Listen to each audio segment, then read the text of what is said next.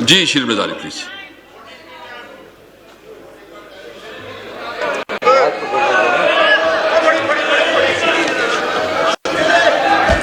बिस्मिल्लाहिर्रहमानिर्रहीम। स्पीकर साहब, पहले तो एक अजीबो गरीब फिजा है। मुझे आज एहसास हुआ है कितनी आसानी से अमेरिका का पैसा और अमेरिका की धमकी गद्दारों को इकट्ठे मिला लेती है। इसी वास्ते ये इस कौम की बदकिस्मती है कि अमेरिका ने जब से पाकिस्तान बना है हमारे लीडर्स को खरीद के पहले कू के बाद आज तक उनको आदत हो गई है कि धमकी दो और पाकिस्तान के सियासतदान आपके नीचे झुक जाएंगे। आज भी वही मंजर हो इधर, तो ये एक अवेयरनेस है। दूसरी हैरानगी की बात है कि मौलाना साहब की पार्टी के जो शख्स थे आज बड़ी बात कर रहे हैं बेनज़ीर मोहतरमा बेनज़ीर की, पीपीपी की। 9 सितारे तो ये थे जिन्होंने जुडिशल मर्डर करवाया, ये वो 9 सितारे थे। मतलब मुफ्ती महमूद इनको आज वो पार्टी देखें पैसे के ऊपर कैसे बदल गई है। तो ये मुझे बताएं, ये जो अपोजिशन इकट्ठी हुई है इनका क्या नजरिया है, क्या मौकफ है सवाए अमेरिका की गुलामी और पैसे का खेल? कोई बता दे। पेट फाड़ के पैसे निकाल रहे थे एक दूसरे के, आज एक दूसरे को झप्पी पप्पी कर रहे हैं। ये हाल है इनका। खुदा का खौफ करें, कोई अपनी सोच, अपनी आजादी रखे, शर्म की बात है। बहरहाल, और एक और बड़ी हैरानगी की बात है स्पीकर साहब, आपने इनको इनवाइट किया, हुकूमत ने इनको इनवाइट किया कि वो डॉक्यूमेंट आके देख लें, उस पर आप डिस्कशन कर लें। क्यों नहीं आते? क्योंकि इनको पता है उसमें क्या लिखा हुआ है और ये उस साजिश का हिस्सा है। तो जब तक ये नहीं आएंगे ये बहाना बनाएंगे कि फेक डॉक्यूमेंट है। अगर फेक डॉक्यूमेंट है तो नेशनल सिक्योरिटी कमेटी, जिसमें chief of army staff, chief of naval staff, chief of the air force, DI, सारे बैठे थे apart from the political leadership. क्या सबने इस फेक डॉक्यूमेंट को जेन्युइन मान लिया? आप सब पे ये तोहमत लगा रहे हैं। नेशनल सिक्योरिटी कमेटी में जितनी लीडरशिप थी स्टेट की, उसको आप कह रहे हैं वो झूठ बोल रही है, उन्होंने फेक डॉक्यूमेंट को सच्चा कह दिया। ओ भाई, जुर्रत करें, आके देख लो वो डॉक्यूमेंट इन कैमरा। लेकिन मुझे पता क्यों नहीं आते, क्योंकि आप उस साजिश का हिस्सा है जिसमें क्लियरली लिखा हुआ है कि इमरान खान को हटाओ और नो कॉन्फिडेंस वोट को जिताओ तो all will be forgiven. What will be forgiven? कौन सा जुर्म पाकिस्तान ने किया है? आजाद ख्याल दिखाए, we will forgive you. Who the hell is America to forgive us? And for what crime? क्या किया है पाकिस्तान ने? प्राइम मिनिस्टर ने एक आजाद फॉरेन पॉलिसी दी तो अमेरिका हमें माफ नहीं करेगा, ये धमकी मिल रही है। खुदा के वास्ते कुछ शर्म करें एक पाकिस्तानी हो के, बजाय इसके कहना beggars can't be choosers। ओ भाई, आपका दिमाग है बेगर का, कौम बेगर नहीं है, कौम आजाद है। आप भीख मांगने ले होंगे। और स्पीकर साहब, मैं जरा बताऊं आपको, स्पीकर साहब, अमेरिका की ये रवायत रही है, जो कमजोर मुल्क होगा जिसके लीडर्स बिकेंगे वो रिजीम चेंज मांगेंगे, जैसे अब मांग रहे हैं इन लोगों से फिर इनको पावर में लाने का। मैं ज्यादा नहीं कहना चाहती, लेकिन ये अमेरिका का पुराना तरीका है। 1953 में ईरान में कू किया, मुसद्दक जो डेमोक्रेटिकली इलेक्टेड लीडर था उसको हटाया गया।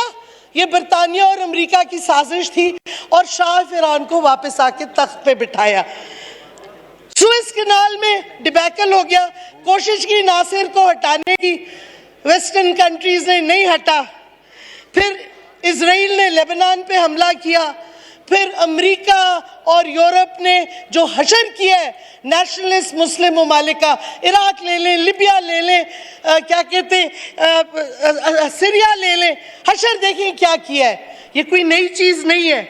और ये तो और छोड़े, 100 साल 1898 से 1994 अमेरिका ने लैटिन अमेरिका में 41 टाइम्स रिजीम चेंज करवाया है, हुकूमतें हटाई हैं, जमहूरी लीडर्स को, स्पीकर साहब, जमहूरी लीडर्स को कत्ल कराया है या हटवाया है और डिक्टेटरशिप लाए हैं। ये अमेरिका का पुराना तरीकाकार है रिजीम चेंज का।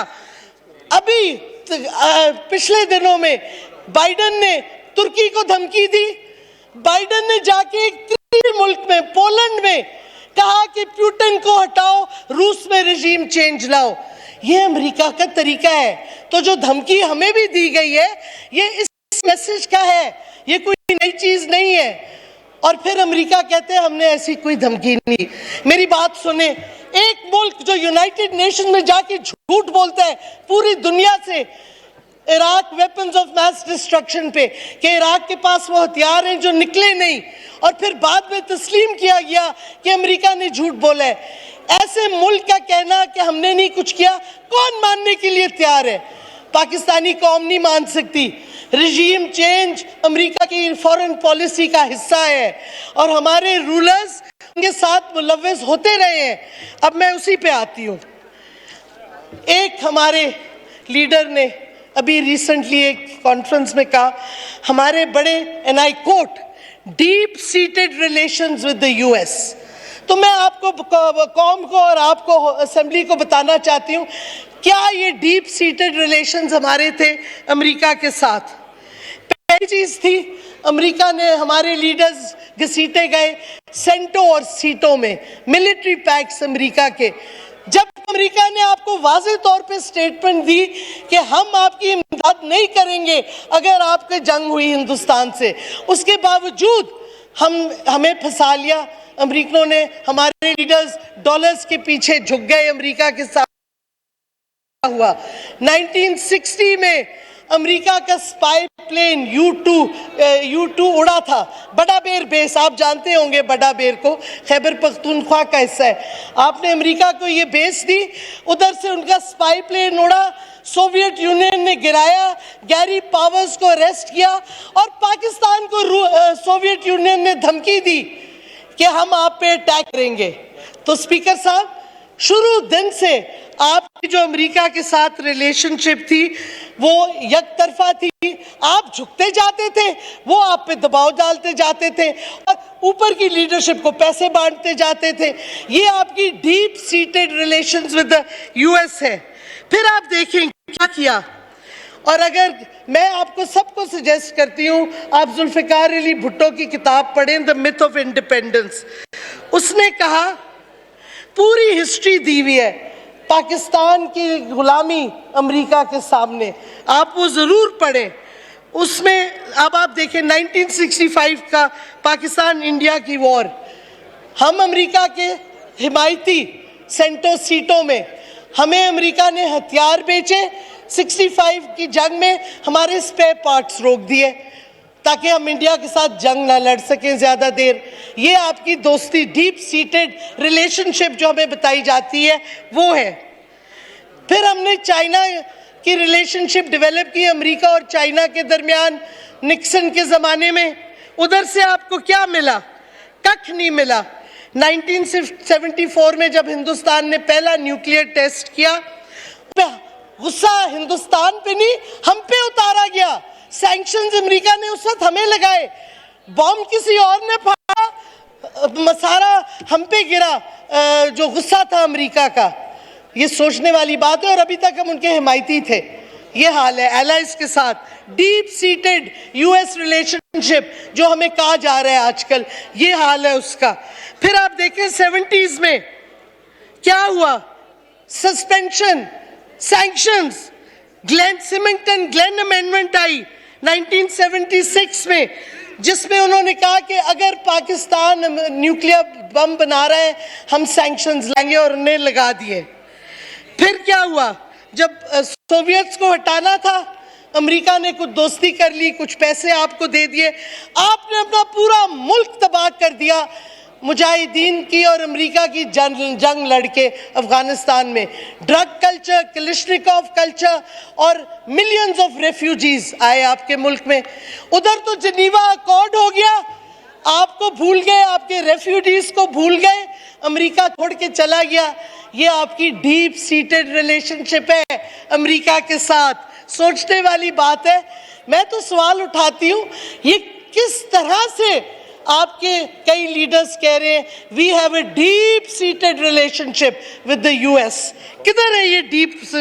अच्छा, फिर सबसे इंटरेस्टिंग, हमने उनको पैसे दिए, मुफ्त नहीं ले रहे थे।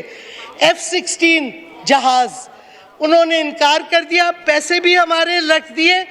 और 1989 में बुश सीनियर ने सर्टिफाई नहीं किया पाकिस्तान का और उन्होंने कहा कि हम आपको ये जहाज नहीं देंगे।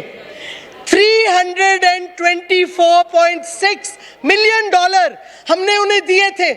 अमेरिका ने क्या कहा, हम आपके ये पैसे वापस करते हैं लेकिन हम पैसे नहीं देंगे, वीट और सोयाबीन आपको दे दी।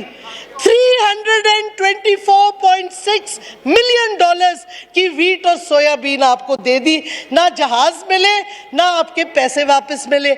ये आपकी deep seated relationship with the US है। अब आप देखें 2002 में मिलिट्री सैंक्शंस हट गई हिंदुस्तान पे, न्यूक्लियर की जो लगी थी, हम पे से नहीं हटी। हमें उन्होंने कहा, आप अभी कहते हैं ह्यूमन ट्रैफिकिंग, कभी कोई बहाना, सैंक्शंस नहीं हटाई। फिर वॉर ऑन टेरर आ जाता है। वॉर ऑन टेरर पे जो हम प्राइम मिनिस्टर सही कहता है, अमेरिका की जंग थी और जब मुशर्रफ गया उसके बाद 2 हुकूमतें जो आई आपकी सिविलियन, 400 ड्रोन हमले हुए। स्पीकर साहब, 400 ड्रोन हमले हुए पीपीपी और नून की हुकूमतों के दौरान। हमारे पूरा फाटा का इलाका तबाह हुआ, हमारे इनोसेंट शहरियों को ट्राइबल एरिया में मारा गया, जनाजों पे ड्रोन अटैक हुए, शादियों पे ड्रोन अटैक हुए, मदरसों पे ड्रोन अटैक हुए। सिवाय इमरान खान के कोई और लीडर इधर से खड़ा हुआ जिसने उसको अपोज किया? किसी ने नहीं। बल्कि अगर आप अमेरिकन रेवले पढ़ें, जो अब इंफॉर्मेशन आ रही है, जरदारी ने कहा कि मुझे कोई फर्क नहीं पड़ता अगर हमारे सिविलियन मरते हैं ड्रोन अटैक में, आप करते जाएं ड्रोन अटैक। ये आपकी डीप सीटेड रिलेशनशिप है अमेरिका के साथ और आपके लीडर्स की गुलामी अमेरिका के सामने। तो ये हमें जब कहते हैं ना डीप सीटेड रिलेशनशिप, ये डीप सीटेड सबसर्वियंस है। स्पीकर साहब, ये डीप सीटेड रिलेशनशिप जो है ये डीप सीटेड सबसर्वियंस है। इसी वास्ते अमेरिका ने धमकी दी, ये पूरी साजिश की गई।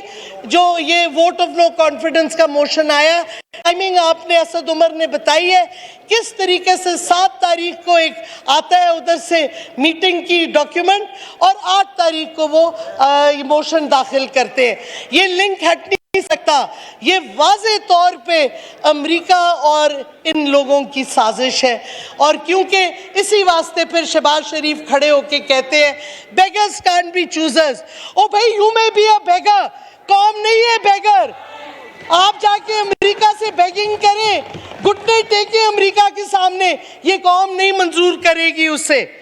और एक और कुछ थोड़ी सी अमेरिका ने जो हमारे साथ किया जरदारी साहब पीपीपी की हुकूमत में वॉर ऑन टेरर के दौरान, डू मोर का मंत्रा, हुसैन हकानी आया, मेमो गेट का किस्सा हुआ जिधर हमारी लीडरशिप ने कहा हमें फौज से बचाओ, अमेरिका आके हमारी मदद करो, हमारी फौज से हमें बचाओ।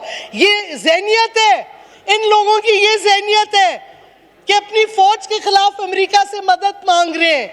ये शेम ऑन देम, मैं कहती हूँ। और फिर हाल ये हुआ कि हुसैन हकानी ने जरदारी के थ्रू, हमारी एक पोजीशन थी आईएई में न्यूक्लियर सेफगार्ड्स पे, उन्होंने हमारी पोजीशन को बदलवाया।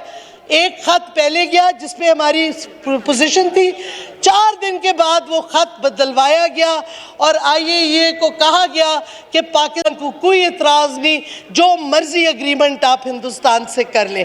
हमारी न्यूक्लियर स्टांस भी ये बेच चुके थे। ये तो हाल है PPP की हुकूमत का उस वक्त का। आगे देखें, सवाल अब कुछ उठते हैं।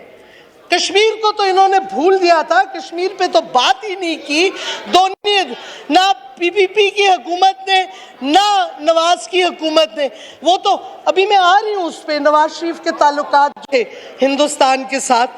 पहला प्राइम मिनिस्टर है जो हिंदुस्तान ऑफिशियल ट्रिप पे गया और APHC की कश्मीरी लीडरशिप से रिफ्यूज टू मीट दम। शर्मनाक बात, क्योंकि वो बिजी थे, हिंदुस्तान के बिजनेसमैन से बिजनेस डील्स कर रहे थे प्राइवेटली, हालांकि ऑफिशियल विजिट पे गए थे। रिजीम चेंज का सवाल उठता है। एक सवाल आता है कि उस डॉक्यूमेंट में ये वाज़े तौर पे लिखा गया कि हम समझते हैं कि प्राइम मिनिस्टर का फैसला अकेला था जो रूस की ट्रिप की, हालांकि सबको पता है, डॉक्यूमेंटेड है, कंसल्टेशंस हुई। तो सवाल उठता है, किसने ये इंप्रेशन दिया अमेरिका को कि प्राइम मिनिस्टर का visit was a sole decision of the prime minister, not of the leadership and the state of Pakistan? किसने ये खबर दी?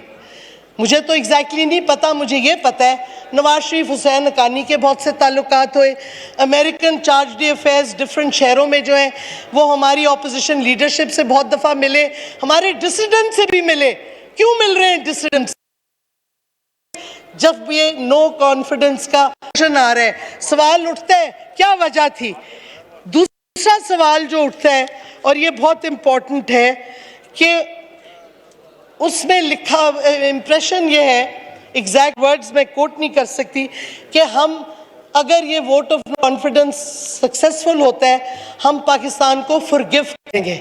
ये नहीं कहा कि हुकूमत आएगी नहीं, हम देखेंगे उनकी पॉलिसी क्या है।